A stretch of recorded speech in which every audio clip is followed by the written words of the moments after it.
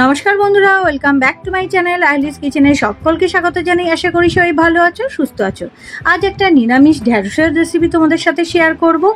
গরমে আর কিচ্ছু ভালো লাগছে না খেতে, তাই দুপুরে এরকম একটা লাঞ্চে ঢ্যাঁড়সের রেসিপি হলে ভালোই লাগবে। তাহলে চলো প্রসেসটা শুরু করা যাক। আমি প্রথমে কড়াইতে সর্ষের তেল নিয়ে নেব। এই রান্নাটা কিন্তু সর্ষের তেলেই বেশি ভালো লাগবে, খুব অল্প, কারণ গরমের জন্য না একদম উপাদেয় এই রেসিপিটা করো, কিন্তু তোমরা দেখবে দারুণ লাগবে খেতে। অনেক সময় দুপুরবেলা ভালো লাগে না রিচ খাবার খেতে, এরকম ঢ্যাঁড়সের পাতলা ঝোলের রেসিপিটা করো, ভালো লাগবে। তেলটা গরম হয়ে গেছে, আমি এবার ঢ্যাঁড়সগুলোকে এর মধ্যে দিয়ে দেবো। খুব কিন্তু বেশি ভাজবো না, মানে যেরকম লাল করে ঢ্যাঁড়স ভাজা করে সেরকম ভাজবো না। এটা সবুজ কালারটা আমি রাখবো। একটু নুন, খুব অল্প সামান্য হলুদ গুঁড়ো দিয়ে এটা আমি ভেজে নেব।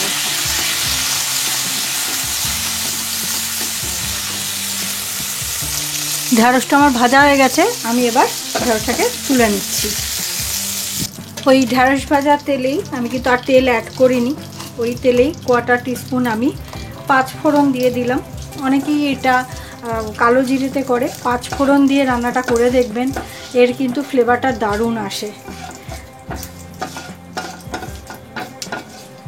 5 ফোড়নটা গরম হয়ে গেলে, ফোড়নটা ভাজা ভাজা হয়ে গেছে, আমি এবার আলুগুলোকে দিয়ে দেবো। এই আলুগুলো এবার নুন হলুদ দিয়ে খুব ভালো করে লাল লাল করে ভেজে নেব, কারণ সেদ্ধ হওয়ার সময় ঢ্যাঁড়স আর আলু দেবো, আলুটার সেদ্ধ হতে টাইম নেবে, তাই খুব ভালো করে আমি লাল লাল করে আলুগুলোকে ভেজে নেব। অনেকটাই ভাজা হয়েছে, এবার আমি একটা টমেটো কেটে রেখেছিলাম সেইটা দিয়ে দিলাম। টমেটো দিয়েও ভালো করে ভেজে নিচ্ছি। এবার এর মধ্যে আমি আদা এতটাই পরিমাণ, মানে 1 বড় চামচের মতন আদা হবে, আর 4টে কাঁচা লঙ্কা বেটে রেখেছিলাম সেটা দিয়ে দিলাম। খুব বেশি কিন্তু মশলাটা দেওয়া হয়নি, অল্প মশলাতেই কিন্তু এই রান্নাটা এত ভালো হয়। করে দেখো, দেখে রান্নাটা করে কেমন হয়েছে আমাকে অবশ্যই কিন্তু কমেন্ট করে জানিও। আর যদি ভিডিওটা ভালো লাগে তাহলে অবশ্যই কিন্তু একটা লাইক করে দিও, তোমাদের একটা লাইক অনেকটা ইন্সপায়ার করে। আর যদি অনেক ভালো লেগে থাকে বন্ধুবান্ধব ফ্যামিলির সাথে বেশি বেশি করে শেয়ার করে নিও। আর এই আজকে ফার্স্ট টাইম যদি আমার ভিডিও দেখো, নতুন বন্ধু হয়ে থাকো, যদি ভিডিও ভালো লাগে সাবস্ক্রাইব করে পাশে থেকো। সাবস্ক্রাইব করার পর পাশের যে বেল আইকনটা আছে সেটা কিন্তু অল করতে ভুলো না, তাহলে যখন যা ভিডিও দেবো সেই মুহূর্তে তোমাদের কাছে পৌঁছে যাবে। এটা ভালো করে কষিয়ে নেব। এবার আমি গুঁড়ো মশলাটা এর মধ্যে দেব। ধনে গুঁড়ো, জিরে গুঁড়ো আর হলুদ গুঁড়ো। আমি কোনো রকম কিন্তু লাল লঙ্কা গুঁড়ো বা কাশ্মীর লঙ্কা গুঁড়ো দেবো না, এটা কিন্তু একদম প্লেন রান্না হবে। যা গরম পড়েছে, তো এরকম হালকা পাতলা রান্নাই বেশ ভালো লাগে। তোমরা এরকম রান্না করে, তোমরা যদি মনে করো এরকম আলু ঢ্যাঁড়সের ঝোলে 2 পিস মাছ দিয়ে দেবে, ভেজে দিয়ে দিতে পারো, সেটাও কিন্তু খেতে খুব ভালো লাগে। তো এর মধ্যে যে মিক্সির বাটিতে আমি আদা লঙ্কা পেস্ট করেছিলাম, সেই বাটিটা ধুয়ে আমি দিয়ে দেবো জলটা। মশলাটা কিন্তু ভালো করে কষিয়ে নেব।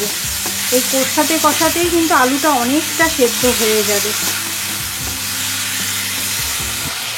আমার আলুর সাথে কিন্তু মশলাটা কষানো হয়ে গেছে, এবার আমি প্রয়োজন মতন জল দিয়ে দেবো। যতটা আলু সেদ্ধ হতে জল লাগে সেই জলটা আমি দিয়ে দিলাম। আর এই সময় আমি ঢ্যাঁড়সটাও দিয়ে দেবো, কারণ তাহলে বাকি যে আলু সেদ্ধটা বাকি আছে সেটা আর ঢ্যাঁড়সটা একসাথেই সেদ্ধ হয়ে যাবে। আমি ঢ্যাঁড়সটাও দিয়ে দিলাম।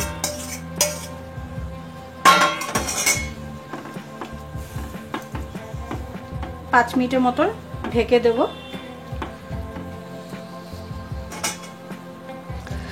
আমার এই আলু ঢ্যাঁড়সের ঝোল একদম রেডি টু সার্ভ। বাড়িতে বানিয়ে কেমন লাগলো অবশ্যই কিন্তু আমাকে কমেন্ট করে জানাবে। তাহলে আজকে ভিডিওটা এই অবধি, দেখা হচ্ছে নেক্সট ভিডিওতে। ততক্ষণ তোমরা ভালো থেকো, সুস্থ থেকো, সাবধানে থেকো। ধন্যবাদ।